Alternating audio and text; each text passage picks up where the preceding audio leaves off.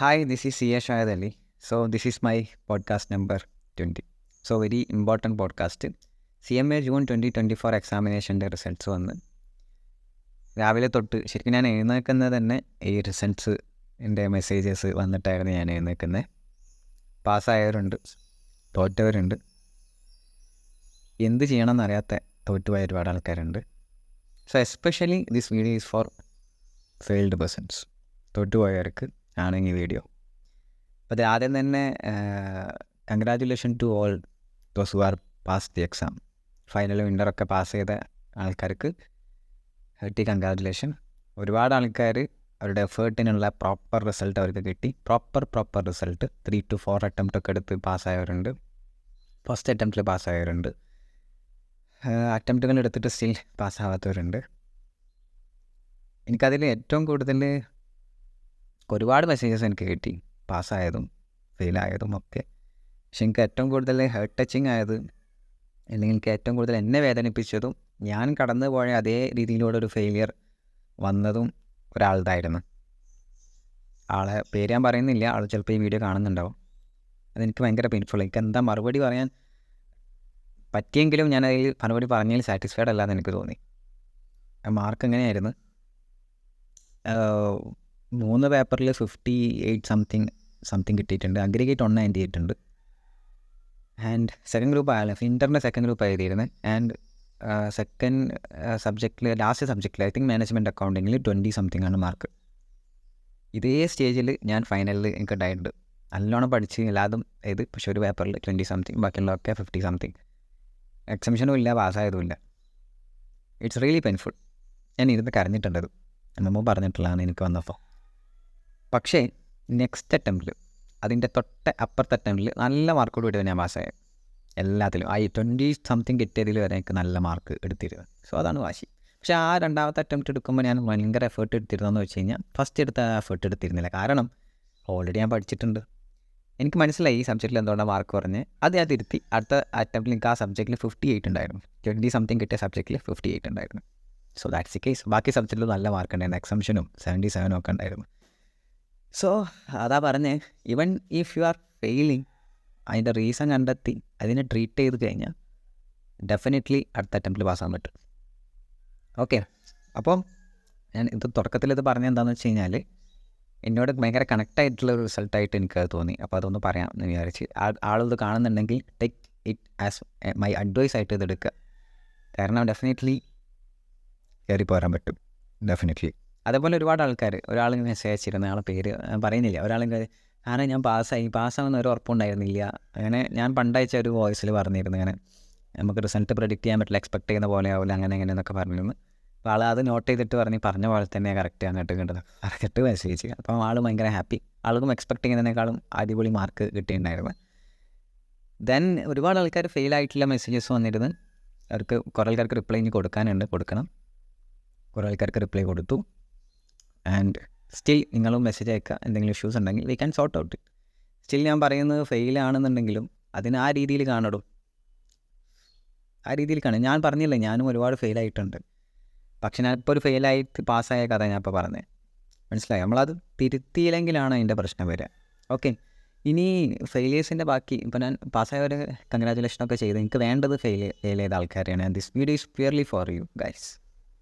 കാരണം ആ സ്റ്റേജിലൂടെ വന്ന ആൾ, എനിക്കറിയാം ആ ഫെയിലായതിൻ്റെ ആ വേദന. അത് നല്ലോണം പഠിച്ചിട്ട് എടുത്തെത്തിയിട്ട് തോൽക്കുന്ന അവസ്ഥ ഉണ്ടല്ലോ, അതും എനിക്ക് നല്ല അറിയാം. അതുപോലെ നല്ലോണം പഠിച്ചിട്ടും പ്രോപ്പർ മാർക്ക് എക്സ്പെക്ട് ചെയ്തതനുസരിച്ച് വന്നില്ല എന്നുള്ള കേസും ഇല്ലേ, ആ കേസും എനിക്ക് നല്ലോണം അറിയാം. ഇതൊക്കെ സ്റ്റേജിലൂടെ ഞാൻ വന്നിട്ടുണ്ട്. സോ എനിക്ക് ഇതിലാദ്യം പറയാനുള്ളത്, ഇപ്പോൾ പല ആൾക്കാർക്കും ഫെയിലായവർക്കുള്ള ചിന്ത എവിടെയാണ് മിസ്റ്റേക്ക് പറ്റിയതെന്ന് അറിയുന്നുണ്ടാവില്ല. സോ അതുകൊണ്ട് ഞാൻ ആദ്യം പറയുന്നത്, ഇപ്പോൾ നമ്മൾ എക്സ്പെക്ട് ചെയ്ത അത്ര മാർക്ക് വന്നില്ല, അപ്പോൾ ഞാൻ ഇത്രയൊക്കെ പഠിച്ചിരുന്നു, പക്ഷേ അതിനനുസരിച്ചുള്ള മാർക്ക് നിങ്ങൾക്ക് കിട്ടിയില്ല എന്നുള്ളൊരു മോഡിലാണ് നിൽക്കുന്നതെന്നുണ്ടെങ്കിൽ better you take the certified copy. Paper എടുത്ത് നോക്കണം. കാരണം നോളജ് വൈസ് നമ്മൾ ഓക്കെ ആയിരിക്കും, പക്ഷേ പ്രസൻറ്റേഷൻ വൈസ് ഓക്കെ അല്ല എന്നുണ്ടെങ്കിൽ പണിപ്പാളും. എത്ര അറ്റംപ്റ്റ് എടുത്താലും നമുക്ക് തിരുത്താൻ പറ്റില്ല. അത് നമ്മൾ എന്ന് വെച്ചാൽ ഇത് നോക്കാതെ നമുക്ക് തിരുത്താൻ പറ്റില്ല, എവിടെയാണ് പ്രശ്നം പറ്റുന്നത് എന്നുള്ളത്. മനസ്സിലായോ? അപ്പം സർട്ടിഫൈഡ് കോപ്പി എടുക്കുക. അതൊന്നെങ്കിൽ നിങ്ങൾക്ക് ICMAയുടെ സൈറ്റിൽ നിന്ന് ഡയറക്റ്റ് കയറി എടുക്കാം. 500 rupees പെർ പേപ്പർ വരും. കുറച്ചുകൂടെ സ്പീഡായിരിക്കും RTI വഴി ചെയ്യുന്നതിനേക്കാളും. RTI ചെയ്യുന്നവരാണെന്നുണ്ടെങ്കിൽ ഡെഫിനറ്റ്ലി ഇന്നോ നാളെ ആയിട്ട് തന്നെ ചെയ്യുക. അത് ചെയ്ത് കഴിഞ്ഞാൽ അതിൻ്റെ DD എടുക്കാനുള്ള പ്രൊസീജിയർ വരണം, അതൊക്കെ ചെയ്യണം. അപ്പം അതും ഭയങ്കര ടൈം കൺസ്യൂമിംഗ് ആണ് പേപ്പർ കിട്ടാൻ. നമുക്ക് വേഗം പേപ്പർ കിട്ടി നോക്കണം എന്നാണ്. സോ ഒരു പേപ്പറൊക്കെ ഉള്ളൂ എന്നുണ്ടെങ്കിൽ ബെറ്റർ ICMA വഴി ചെയ്യുക. എല്ലാ പേപ്പേഴ്സും എടുക്കണമെന്നുണ്ടെങ്കിൽ ബെറ്റർ RTI ചെയ്യുക. RTI ചെയ്യുമ്പോൾ പൈസ കുറയും. ഓക്കെ, സോ ഡെഫിനറ്റ്ലി ഞാൻ മടിവരെയിട്ട് പറയുന്നു, യു ഷുഡ് ഡു ദാറ്റ്. ഞാൻ ആർക്കെങ്കിലും ചെയ്യാൻ ബുദ്ധിമുട്ടുണ്ട്, ചെയ്യാൻ പറ്റുന്നില്ലെങ്കിൽ യു ക്യാൻ ജസ്റ്റ് വാട്സപ്പിൽ ഞാൻ ചെയ്തു തരുന്നുണ്ട്. ഓക്കെ, കഴിഞ്ഞ പ്രാവശ്യം കുറേ ആൾക്കാർക്ക് ചെയ്ത് കൊടുത്തിട്ടുണ്ടായിരുന്നു, പ്രാവശ്യം അതുപോലെ ചെയ്തു തരുന്നുണ്ട്. പക്ഷേ എപ്പോഴാണ് പേപ്പർ വരും എന്നുള്ളത് നമുക്ക് പറയാൻ പറ്റില്ല. പേപ്പർ പെട്ടെന്ന് ചെയ്താൽ പെട്ടെന്ന് വരും. ഓക്കെ, സോ അത് as soon as early as possible ചെയ്യാം. രണ്ടാമത്തെ കാര്യം, കുറേ ആൾക്കാർ ചോദിച്ചു പിന്നെ ബോത്ത് എഴുതണോ അതോ സിംഗിൾ എഴുതണോ. ഇപ്രാവശ്യം ഞാൻ തോറ്റു, ഒരു പേപ്പർ എഴുതി, ഒരു ഗ്രൂപ്പ് എഴുതിയാൽ ഞാൻ അടുത്ത പ്രാവശ്യം ഞാൻ ബോത്ത് എഴുതിയാലോ സിംഗിൾ എഴുതിയാലോ എന്നുള്ള ചോദ്യം ഒരുപാട് ആൾക്കാരായി ചോദിക്കുന്നത്. അത് പ്യുവർലി ഈ ഒരു ഡിസിഷനാണ്, ബോത്ത് എഴുതണോ സിംഗിൾ എഴുതണോ എന്നുള്ളത്. അതിലെനിക്ക് പറയാനുള്ളൊരു അഡ്വൈസ് എന്താണെന്ന് വെച്ച് കഴിഞ്ഞാൽ, വെദർ നിങ്ങളുടെ ആ സബ്ജക്റ്റ് വൈസ് നിങ്ങളെല്ലാം ഓക്കെ ആണെന്നുണ്ടെങ്കിൽ, സബ്ജക്റ്റ് വൈസ് ഓക്കെ എന്ന് പറഞ്ഞു കഴിഞ്ഞാൽ പുതിയ കാര്യങ്ങൾ പഠിക്കാനൊന്നുമില്ല, ഏകദേശം എല്ലാ പേപ്പേഴ്സും ഇന്ത്യയിൽ ഉണ്ട്. അതൊന്ന് റിവൈസ് ചെയ്ത് കുറച്ച് ക്വസ്റ്റ്യൻസ് ഒക്കെ ചെയ്ത് ഒന്ന് പൊടി തട്ടിയെടുത്ത് ഒന്ന് റെഡിയാക്കി കൊണ്ടുവന്ന് കഴിഞ്ഞാൽ അങ്ങനെ ഒരു സിറ്റുവേഷനിലാണ് നിൽക്കുന്നുണ്ടെങ്കിൽ ബെറ്റർ ബോത്ത് ചെയ്ത്. ഇനി അതല്ല, പുതിയ കാര്യങ്ങൾ കുറേ പഠിക്കാനുണ്ടാവും, ആ ക്ലാസ്സൊക്കെ അറ്റൻഡ് ചെയ്യണം, അങ്ങനത്തെ ഒരു സിറ്റുവേഷൻ ആണെന്നുണ്ടെങ്കിൽ ബോത്തിനുള്ള സമയമുണ്ടോ എന്ന് നിങ്ങളൊന്ന് ആലോചിച്ച് നോക്കുക. ഡിസംബർ ആവാനായി 3 months കൂടിയുള്ളൂ. സോ ആ സമയത്തിൽ പറ്റില്ല എന്ന് ഞാൻ പറയുന്നില്ല, പക്ഷേ കുറച്ചുകൂടി നല്ല സ്ട്രെച്ച് ചെയ്യേണ്ടി വരും. സോ അതെല്ലാവർക്കും അത് ഇതാവണമെന്നില്ല. പിന്നെ ആലോചിക്കേണ്ട ഒരു കാര്യം, 8 പേപ്പർ ഒരുമിച്ച് എഴുതണം എന്നുള്ള കാര്യം. It purely depends upon your capability and confidence. രണ്ടും ഏറ്റവും ഇമ്പോർട്ടൻറ്റ് കോൺഫിഡൻസ്. ബോത്ത് ചെയ്താൽ ഇപ്പോൾ തീരുമാനിച്ച് കഴിഞ്ഞാൽ അൾട്ടിമേറ്റ്ലി നിങ്ങളുടെ ഡിസിഷൻ മൊത്തം, ദാറ്റ് മീൻസ് അതിൻ്റെ ഇടയിൽ മാറാൻ പാടില്ല, എടുത്ത് പറയുന്നത് മാറാൻ പാടില്ല. ബോത്താണെങ്കിൽ ഇവിടം തൊട്ട് ഡിസംബർ എക്സാം എഴുതുന്ന വരെ എൻ്റെ ചിന്ത ബോത്തായിരിക്കും. അതിൻ്റെ ഇടയിൽ ഇങ്ങനൊരു മാറ്റം ഇല്ല. പല ആൾക്കാർ ഇപ്പോൾ ബോത്ത് പറയും, പിന്നെ കുറേ കഴിഞ്ഞാൽ ഡിസിഷൻ മാറ്റും, ചെയ്യരുത്. സിംഗിൾ ആണെങ്കിൽ സിംഗിൾ, ബോത്താണെങ്കിൽ ബോത്ത്. ഇപ്പോഴത്തെ ഡിസിഷൻ പ്യുവർലി ആ ഡിസിഷൻ തന്നെ ആയിട്ട് മുന്നോട്ട് പോകണം എന്നാണ് എൻ്റെ പേഴ്സണൽ പക്ക opinion. Okay, then training already ചെയ്തുകൊണ്ടിരിക്കുന്ന ആൾക്കാരുണ്ടാവും. അതിൻ്റെ കൂട്ടത്തിൽ ഇപ്പോൾ ഫെയിലിയറും കൂടി വന്നു കഴിഞ്ഞാൽ ഇറ്റ് മോർ പെയിൻഫുൾ. ഞാൻ ട്രെയിനിങ്ങിൻ്റെ ഇടയിൽ എങ്ങനെ പഠിക്കാം എന്നുള്ള കാര്യം വേറെ നോക്കുന്നത്. അപ്പോൾ അതിലെനിക്ക് പറയാനുള്ള സജഷൻ, നമ്മളൊക്കെ നല്ലോണം പഠിച്ചിട്ടുണ്ട്. ഒരാൾ പഠിക്കാതല്ല എക്സാം എഴുതി, പഠിക്കാതെ എക്സാം എഴുതി അങ്ങനെയാണെങ്കിൽ ഓക്കെ, നമുക്ക് പറയാൻ പഠിച്ചിട്ടില്ല എന്ന് പറയാം. അത്യാവശ്യം എല്ലാവരും ആൾക്കാരും പഠിച്ചിട്ട് തന്നെ എക്സാം എഴുതുന്നത്. അപ്പോൾ അതുകൊണ്ട് തന്നെ ഇനി പുതിയ കാര്യങ്ങൾ പഠിക്കാനില്ല. ഇപ്പോൾ തോറ്റവരെ സംബന്ധിച്ചിടത്തോളം ഫെയിൽ ആയിട്ട് ഞാൻ എപ്പോഴും വിശ്വസിക്കുന്ന കാര്യമാണ്, നമ്മൾ പുതിയ കാര്യങ്ങൾ ഇനി പഠിക്കാനില്ല, പഠിച്ച് കഴിഞ്ഞ് ഇനി അതൊന്ന് നമ്മൾ മൈൻഡിലൊക്കെ അത് ഉണ്ടോ ഒന്ന് റീവൈൻഡ് ചെയ്തെടുക്കാനേ ഇനി പണിയുള്ളൂ. അത് പുതിയ കാര്യങ്ങൾ ഫ്രഷായിട്ടൊന്നും കൺസെപ്റ്റ് ഒന്നും പഠിക്കാനില്ലല്ലോ. സോ അങ്ങനെ ആ റീവൈൻഡ് ചെയ്തൊന്ന് എടുക്കാനുള്ള ആ പ്രൊസീജിയർ ചെയ്താൽ മതി. ഈ പറഞ്ഞ രീതിയിൽ നമുക്ക് എന്ത് ചെയ്യാം, ക്വസ്റ്റ്യൻസൊക്കെ ഒന്ന് എക്സ്ട്രാ ഒന്നുകൂടി വർക്കൗട്ട് ചെയ്ത് കഴിഞ്ഞാൽ നമുക്ക് എന്ത് ചെയ്യാൻ പറ്റും, ഈസി ആയിട്ട് പിടിക്കാൻ പറ്റും. അങ്ങനെയാണ് ആലോചിക്കേണ്ടത്. അത് പുതിയതായിട്ട് പഠിക്കണം അല്ലെങ്കിൽ ഫ്രഷായിട്ട് ചെയ്യണം അങ്ങനത്തെ ചിന്തയൊന്നും വേണ്ട, അതിൻ്റെ ആവശ്യമില്ല. മനസ്സിലായി? അപ്പോൾ പുതിയതായിട്ട് പഠിക്കാനോ ഫ്രഷായിട്ട് ചെയ്യാനൊന്നുമില്ല, നമ്മൾ ഓൾറെഡി പഠിച്ചു വെച്ചിട്ടില്ല. അപ്പോൾ ട്രെയിനിങ്ങിൻ്റെ കൂടെ എന്നുണ്ടെങ്കിൽ നിങ്ങൾ ഓൾറെഡി പഠിച്ചിട്ടുണ്ട്. ട്രെയിനിങ്ങിന് അതിന് ലീവ് കിട്ടുമോ നോക്കുക, ബിഫോർ എക്സാം ഒരു മിനിമം 20 days എങ്കിലും ലീവ് കിട്ടാൻ നോക്കുക, 10 to 20 days. ദെൻ ട്രെയിനിങ് കഴിഞ്ഞ് ഡെയിലി എന്ത് ചെയ്യുക, പഠിക്കുക. ട്രെയിനിങ്ങിൻ്റെ കൂടെ ബോത്ത് എനിക്ക് തോന്നുന്നില്ല പോസിബിൾ ആവും എന്നുള്ളത്. കംഫർട്ടബിൾ ആണെങ്കിൽ മാത്രം ബോത്ത് ഡിസൈഡ് ചെയ്യുക, or you can choose single group itself. ബോത്തിൻ്റെ നമ്മൾ ഈ ട്രെയിനിങ്ങിൻ്റെ കൂടെ ആക്ച്വലി ഇറ്റ് ഈസ് പോസിബിൾ അല്ല ഞാൻ പറയുന്നില്ല, it is possible. Okay, so പിന്നെ പറയാനുള്ളത്, എനിക്കൊരു ഒപ്പീനിയൻ പറയാനുള്ളത്, അല്ലെങ്കിൽ ഒരു അഡ്വൈസ് ആയിട്ട് നിങ്ങൾക്ക് പറയാനുള്ളത് എന്താ വെച്ചാൽ, കുറേ കുട്ടികളുടെ പ്രശ്നം എനിക്ക് പേഴ്സണലി അറിയുന്ന ഒരാളുണ്ടായിരുന്നു. Knowledge wise she is super, ഒക്കെയാണ്, നല്ല പഠിക്കുന്നുണ്ട്, നല്ല ഹാർഡ് വർക്കും ചെയ്യുന്നുണ്ട്. മാർക്ക് വൈസ് വന്നപ്പോൾ പ്രോപ്പർ മാർക്കില്ല, പ്രോപ്പർ ആ ഒരു എഫേർട്ടിനുള്ള ടൈപ്പ് ഓഫ് മാർക്ക് തീരെ വന്നിട്ടില്ല. സോ ഡെഫിനറ്റ്ലി ആളുടെ പ്രശ്നം എക്സാം എഴുതുന്നിടത്താണ്. ഇങ്ങനെയുള്ള ഒരുപാട് ആൾക്കാരുണ്ട്, ഹാർഡ് വർക്കിന് അങ്ങേ അറ്റായിരിക്കും. എന്ന് വെച്ചാൽ പല കാര്യങ്ങൾ ഒഴിവാക്കി എല്ലോ ചെയ്ത് പഠിച്ച് എല്ലോ ആക്കിയിട്ടും എക്സാമിന് ആ പ്രോപ്പർ റിസൾട്ട് വന്നില്ല എന്നുള്ള കേസ്. അപ്പോൾ അവർക്ക് എനിക്കുള്ള സജഷൻ എന്താണെന്ന് വെച്ച് കഴിഞ്ഞാൽ, ട്രൈ സം ടെസ്റ്റ് സീരീസ് എന്താണെന്ന് വെച്ച് കഴിഞ്ഞാൽ, ഈ ഓൺലൈൻ ടെസ്റ്റ് സീരീസ് കമ്പനീസ് ഉണ്ട്. ദാറ്റ് മീൻസ് ഈ പറഞ്ഞ CA test series, GM test series, ഇതൊക്കെ CA ടെസ്റ്റ് സീരീസ് പേരാണെങ്കിലും വലിയ CMA ടെസ്റ്റ് സീരീസ് ഉണ്ട്. അപ്പോൾ അതിൽ നമ്മളൊരു അക്കൗണ്ട് ക്രിയേറ്റ് ചെയ്ത് ചെയ്യാന്നുണ്ടെങ്കിൽ അതിൽ എല്ലാ പേപ്പറും ചെയ്യണമെന്നല്ല, കോൺഫിഡൻ്റ് അല്ലാത്ത ടഫാന്ന് മാർക്ക് കിട്ടാത്ത പേപ്പേഴ്സ് ഇല്ലേ, അത് അതിൽ രജിസ്റ്റർ ചെയ്ത് കഴിഞ്ഞാൽ ആ ഒരു ചാപ്റ്റർ വൈസ് ഉണ്ട്. അതേപോലെ 1, 2, 3 ചാപ്റ്റർ വെച്ചിട്ട് പല ടൈപ്പ് ഓഫ് വേർഷൻസ് അതിലുണ്ട്. എങ്ങനെ എന്ന് വെച്ചാൽ ക്വസ്റ്റ്യൻസ് അവർ തരും, ക്വസ്റ്റ്യൻ പേപ്പറായിട്ട് തന്നെ തരും, ടൈമൊക്കെ പറഞ്ഞിട്ട് പേപ്പറായിട്ട് തന്നെ തരും. നമ്മൾ ആ സമയത്ത് ഇരുന്ന് എഴുതുക, സ്കാൻ ചെയ്യുക, ഇവർക്ക് അത് അയച്ചു കൊടുക്കുക, അപ്ലോഡ് ചെയ്ത് കൊടുക്കുക. അപ്പോൾ ഒരു ദിവസം ഗ്യാപ്പിൻ്റെ ഉള്ളിൽ ഇവർ അത് വാല്യൂ ചെയ്തിട്ട് നമുക്ക് തിരിച്ച് റിപ്ലൈ തരും. ആ വാല്യൂഷനിൽ കംപ്ലീറ്റ് കാര്യം പറയും. എവിടെയാണ് നിങ്ങളുടെ പ്രശ്നം, എന്താണ് നിങ്ങൾക്ക് സംഭവിച്ചത്, എവിടെയാണ് മാർക്ക് പോകുന്നത്, കൺസെപ്ച്വലി നിങ്ങളുടെ പ്രശ്നമുണ്ടോ, മൊത്തം കാര്യം വരും പറഞ്ഞുതരും, ബൈ വേർഡ്സ് പറഞ്ഞുതരും. സോ അങ്ങനെ ചെയ്യുമ്പോൾ എന്താ ഗുണമെന്ന് വെച്ച് കഴിഞ്ഞാൽ നമുക്ക് മനസ്സിലാവുകയാണ്, ബിഫോർ നമ്മളെ മെയിൻ എക്സാമിന് മുന്നേ തന്നെ നമുക്ക് മനസ്സിലാവുകയാണ് എവിടെയാണ് എനിക്ക് പ്രശ്നം വരുന്നത്. സോ അത് ട്രീറ്റ് ചെയ്താൽ പോരെ. ഞാൻ ഫൈനലിലാണ് ഈ പരിപാടി ഞാൻ ചെയ്തത്. ഫൈനലിൽ എനിക്കൊരു പ്രശ്നം ഉണ്ടായിരുന്നു. എനിക്ക് AFMൽ മാർക്ക് കിട്ടുന്നില്ല, 30 വെച്ച് കളിക്കുക. സോ ഞാൻ ആലോചിച്ച് എന്താ ഒരു തവണ മാത്രം 40 കിട്ടി, എത്ര എഴുതിയിട്ടൊക്കെ മാർക്ക് കിട്ടുന്നില്ലടോ. എനിക്ക് മനസ്സിലാവുന്നില്ല ഇവിടെ പ്രശ്നം എന്നുള്ളത്. അപ്പോൾ ഞാൻ എന്ത് ചെയ്തു, ജസ്റ്റ് അന്നൊരു എനിക്ക് സത്യം പറഞ്ഞു കഴിഞ്ഞാൽ ഒരു വുമൻസ് ഡേ ഓഫർ എന്തോ ഉണ്ടായിരുന്നു. അപ്പോൾ 500 രൂപയ്ക്ക് എന്തോ ആ പേപ്പർ കിട്ടി, ആ സാധനം കിട്ടി മൊത്തം ചാപ്റ്റർ വൈസ്. അപ്പോൾ 500 1000 സാധനം 50% ഓഫർ, വുമൻസ് ഡേ ഓഫർ. ഞാൻ വുമണല്ലേ, എന്നാലും ഞാൻ വുമൻസ് ഡേ ഓഫറിൽ എനിക്ക് ആ ഓഫർ കിട്ടുമ്പോൾ ഞാൻ ചെയ്തു. അപ്പോൾ എനിക്ക് മനസ്സിലായി എവിടെയാണ് ഈ പ്രശ്നം വരുന്നത് എന്നുള്ളത്. കാരണം ഞാനിങ്ങനെ പേപ്പർ എഴുതി വാല്യൂ ചെയ്യുമ്പോൾ ഒരു വാല്യൂഷനിൽ പറഞ്ഞു തരും, ഇതാണ് പ്രശ്നം. അപ്പോൾ അതനുസരിച്ച് ഞാൻ എന്ത് ചെയ്തു, ഇപ്രാവശ്യം എക്സാം എഴുതി. ഇപ്രാവശ്യം AFMൽ എനിക്ക് 68 മാർക്ക് ഉണ്ടായിരുന്നു. സോ എഴുതുന്നോടത്ത് പ്രശ്നം ഉണ്ടെന്നുണ്ടെങ്കിൽ you can make it clear by this. അപ്പോൾ അങ്ങനെ ടെസ്റ്റ് സീരീസ് അറിയാത്തവർ യു ക്യാൻ പേഴ്സണലി മെസ്സേജ് എന്തെങ്കിലും കാര്യം ഉണ്ടെങ്കിൽ ഞാൻ ഹെൽപ്പ് ചെയ്യാൻ മതി ടെസ്റ്റ് സീരീസിൽ. അല്ലെങ്കിൽ യു ക്യാൻ ഇനിയിപ്പോൾ അത് ടെസ്റ്റ് സീരീസ് ഇങ്ങനെ ചെയ്യണമെന്നില്ല എന്നുണ്ടെങ്കിൽ ഞാനൊരു ഇനീഷ്യേറ്റീവ് വെക്കാം. നിങ്ങളൊരു ക്വസ്റ്റ്യൻ പേപ്പർ എഴുതിയിട്ട് നിങ്ങൾ എനിക്ക് അയച്ചു തരാണെങ്കിൽ ഞാനത് വാല്യൂ ചെയ്ത് തരാം. അപ്പോൾ എൻ്റെ സമയം അനുസരിച്ച് ഞാനത് വാല്യൂ ചെയ്യാൻ ശ്രമിക്കാം. പക്ഷേ ബെറ്റർ എന്താണെന്ന് വെച്ച് കഴിഞ്ഞാൽ ഇങ്ങനെ കൊടുത്തു കഴിഞ്ഞാൽ അതിൽ നല്ല പ്രോപ്പറായിട്ടുള്ള വാല്യൂഷൻ ആയിരിക്കും ചെയ്യുക. അപ്പോൾ അതുകൊണ്ട് തന്നെ അത് ബെനിഫിറ്റ് ചെയ്യും എന്നാണ് ഞാൻ വിശ്വസിക്കുന്നത്. പിന്നെ കുറേ ആൾക്കാർക്ക് MCQs മാർക്ക് ലോസ് ആയിട്ട് തോറ്റവരുണ്ട്. So MCQs very important. ഞാൻ എപ്പോഴും പറയുന്ന കാര്യമാണ്, MCQs മാർക്ക് സ്കോർ ചെയ്യാൻ ശ്രമിക്കണം. MCQs മാർക്ക് സ്കോർ ചെയ്താൽ തന്നെ ഹാഫ് ഡണ്ണാണ്. പിന്നെ ബാക്കിയുള്ളതിലും കൂടി കൂട്ടി അത്യാവശ്യം മാർക്ക് കിട്ടും.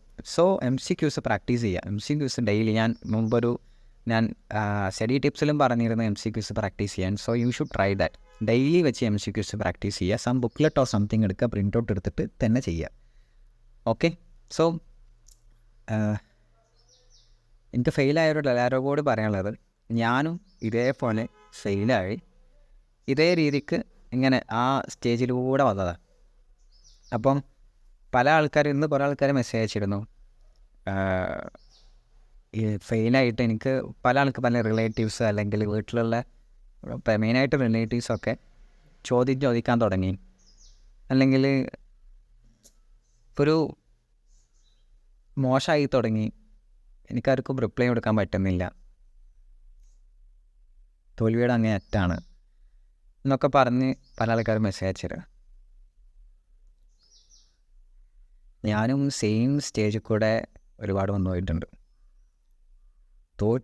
തോറ്റിങ്ങനെ ഒരു ഭയങ്കരമായിട്ട് ഒരുമാതിരി ഒരു ഫീലില്ലേ, നമ്മളെ മൊത്തം ഹാർഡ് വർക്ക് ചെയ്ത് മൊത്തം എഫേർട്ട് ഇട്ട് പലതും വേണ്ടാന്ന് വെച്ച് പലതും നമ്മൾ ഒഴിവാക്കി അല്ലേ. നമ്മൾ പഠിക്കുമ്പോൾ അങ്ങനെയാണല്ലോ, നമ്മൾ CA/CM ഒക്കെ പഠിക്കുമ്പോൾ നമ്മൾ പലതും ഒഴിവാക്കി അതിനായിട്ട് ഡെഡിക്കേറ്റ് ചെയ്തിരുന്നിട്ട് റിസൾട്ട് വരുമ്പോൾ തോറ്റുന്നാകുമ്പോൾ ഇറ്റ് ഈസ് നോട്ട് അക്സെപ്റ്റബിൾ. പെട്ടെന്ന് ഞാൻ ആ സ്റ്റേജിലൂടെ അങ്ങനെ വന്ന് ഒരുപാട് പോയിട്ടുണ്ട്. നിങ്ങളെപ്പോലെയല്ല, ഒരുപാട് പോയിട്ടുണ്ട്. അപ്പം അതിൽ ഞാൻ ചെയ്യുന്നൊരു കാര്യം ഇതാണ്, ഞാൻ പറഞ്ഞില്ലേ എവിടെയാണ് മിസ്റ്റേക്ക്. ചിലപ്പോൾ ഒരറ്റത്ത് നിന്ന് അടുത്ത അറ്റംപ്റ്റ് പോകുമ്പോൾ മിസ്റ്റേക്ക് കണ്ടെത്താൻ പറ്റാറില്ല. അപ്പോൾ വീണ്ടും ചിലപ്പോൾ റിപ്പീറ്റ് ചെയ്യും. അതാ പറഞ്ഞ മിസ്റ്റേക്ക് കണ്ടെത്തണം, എവിടെയാണ് നിങ്ങൾക്ക് പോയത് എന്നുള്ളത് വീണ്ടും പറയുന്നത് അതാ. അപ്പം ഇതേപോലെ ഈ റിലേറ്റീവ്സിൻ്റെ മുന്നിൽ ഫേസ് ചെയ്യാൻ പറ്റാതിരിക്കുക, പലതും പറഞ്ഞിട്ടുണ്ട്. അബ്രോഡ് പോയിക്കോ, ഇവിടഞ്ഞ് വേണ്ട. അങ്ങനെ അൾട്ടിമേറ്റ്ലി ഒരു മൊമെൻ്റ് എത്തിയപ്പോൾ ഞാൻ പാസ്സായി. ഞാൻ പറയുന്നത് എന്താ വെച്ചാൽ, കുറേ തവണ പരാജയപ്പെട്ടവൻ്റെ ജയം ഭയങ്കര രസമെന്ന് പറയില്ലേ, സെയിം ആയിരുന്നു. ഭയങ്കര രസമായിരുന്നു, ഭയങ്കര ഫീലിംഗ് ആയിരുന്നത്. അപ്പോൾ കളിയാക്കിയവരൊക്കെ അവരുടെ ഒരു വിയേർഡ് ഫേസ് ഉണ്ടായിരുന്നു. എന്നോട് പറഞ്ഞ ആൾക്കാരുണ്ട്, എനിക്ക് പറ്റാത്ത കാര്യമാണ് ഈ CA എന്നുള്ള കാര്യമൊക്കെ. അപ്പം you should wait for that moment. ഞാൻ വീണ്ടും പറയുന്നത് തന്നെയാണ്, you should wait for that moment. ഇപ്രാവശ്യം നിങ്ങൾക്ക് ആ മൊമെൻറ്റ് കിട്ടിയില്ല, ഡെഫിനറ്റ്ലി നിങ്ങളൊന്നും കൂടി മെനക്കെട്ട് കഴിഞ്ഞാൽ ആ മൊമെൻറ്റ് നിങ്ങൾക്ക് എത്തിക്കാൻ പറ്റും. പക്ഷേ ഞാൻ വീണ്ടും വീണ്ടും പറയുന്നത്, you should find your reason for the failure. കണ്ടെത്തിയേ പറ്റൂ. There is no option for that. അപ്പോൾ ആ ഫെയിലിയറിൻ്റെ റീസൺ കണ്ടെത്താത്ത പക്ഷേ നമ്മൾ ആ ഫെയിലിൻ്റെ ലൂപ്പിൽ ഇങ്ങനെ കിടന്ന് കളിക്കും. എന്നുവെച്ചാൽ നമ്മൾ ഫെയിലാവുന്നു, വീണ്ടും പഠിക്കുന്നു, വീണ്ടും ഫെയിലാവുന്നു, ഇതിലിങ്ങനെ കിടന്ന് കളിക്കും. നമുക്ക് അറിയുന്നില്ല എവിടെയാണ് പ്രശ്നം വരുന്നത് എന്നുള്ളത്. സോ അത് കണ്ടെത്തണം എന്നാണ് ഞാൻ വീണ്ടും വീണ്ടും പറയുന്നത്. എവിടെയാണ് പ്രശ്നം വന്നത് എന്നുള്ളത് ഡെഫിനറ്റ്ലി നിങ്ങൾ ഫൈൻഡ് ഔട്ട് ചെയ്യണം. ഓക്കെ. സോ പല ആൾക്കാരുടെ ഇത് കണ്ടിട്ടും എനിക്കും ഭയങ്കരമായിട്ട് വിഷമമായി, ഭയങ്കരമായിട്ട്. അപ്പം സത്യം പറഞ്ഞാൽ എന്താ ഇനി പറഞ്ഞു കൊടുക്കുക എന്നുള്ള അങ്ങനെ ഇപ്പം ഞാൻ പോഡ്കാസ്റ്റ് പെട്ടെന്ന് ഞാൻ പ്രിപ്പയർഡ് ഒന്നുമല്ല, അങ്ങനെ ഡയറക്റ്റ്ലി ഇട്ടതാണ്. അപ്പോൾ മാക്സിമം ട്രൈ ചെയ്യുക. എന്ത് തന്നെ ഹെൽപ്പിനും ഞാനും തയ്യാറാണ്. നമുക്കെല്ലാവർക്കും എന്നുവെച്ചാൽ ഇത് പാസ്സാക്കിയിട്ടേ ബാക്കി കാര്യമുള്ളൂ, ഇത് കംപ്ലീറ്റ് ചെയ്തിട്ടേ ബാക്കി കാര്യമുള്ളൂ. പുച്ഛിച്ച് പറഞ്ഞ എല്ലാ റിലേറ്റീവ്സിൻ്റെ മുന്നിലും, എല്ലാ നാട്ടുകാരുടെ മുന്നിലും ഞാൻ CMA ക്വാളിഫൈഡ് ആയിട്ട് വന്ന് നിന്നിരിക്കും എന്നുള്ള ഒറ്റൊരു ഡിസിഷൻ, അത് മതി. പറ്റുമെങ്കിലൊന്ന് കരയാൻ പറ്റുമെങ്കിലൊന്ന് കരയുക. പക്ഷെ അത് ഞാൻ പറയുന്നില്ലേ എന്ന് വെച്ചാൽ, നിങ്ങൾ റീസൺ ഫോർ ദി ഫെയിലിയർ കണ്ടെത്തുക. അതാണ് പല ആൾക്കാരുടെയും പ്രശ്നം. അത് വി ക്യാൻ ഡിസ്കസ്, നമുക്ക് ഡിസ്കസ് ചെയ്യാം. എനിക്ക് മെസ്സേജ് അയച്ചു കഴിഞ്ഞാൽ നമുക്കത് സോർട്ട് ഔട്ട് ചെയ്യാൻ പറ്റുമോ നോക്കാം. മനസ്സിലായോ? സോ അത് കണ്ടെത്തി കഴിഞ്ഞാൽ പിന്നെ ഒരു ഗ്രിപ്പായി, അത് വെച്ചിട്ട് നമുക്ക് എന്ത് ചെയ്യാം, അടുത്തതിൽ കയറി പോരാൻ പറ്റും. ഓക്കെ. സോ അതാണ് ലൂപ്പ് ഓഫ് ഫെയിലിയേഴ്സിൻ്റെ റീസൺ. നിങ്ങൾ മിസ്റ്റേക്ക് കണ്ടെത്തുന്നില്ല, ഞാൻ എപ്പോഴും പറയുന്നതാണ്, കണ്ടെത്തുക എവിടെയാണ് പ്രശ്നം എന്ന് മനസ്സിലാക്കുന്നുള്ളത്. ഓക്കെ. സോ റിയലി ഞാൻ വീണ്ടും പറയുന്നത്, I am there for U.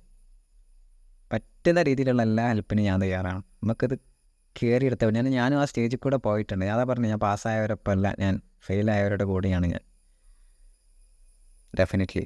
So ഇത് കംപ്ലീറ്റ് ചെയ്തിട്ട് ബാക്കി കാര്യമുണ്ട്, ഒരുമിച്ച് കംപ്ലീറ്റ് ചെയ്യും.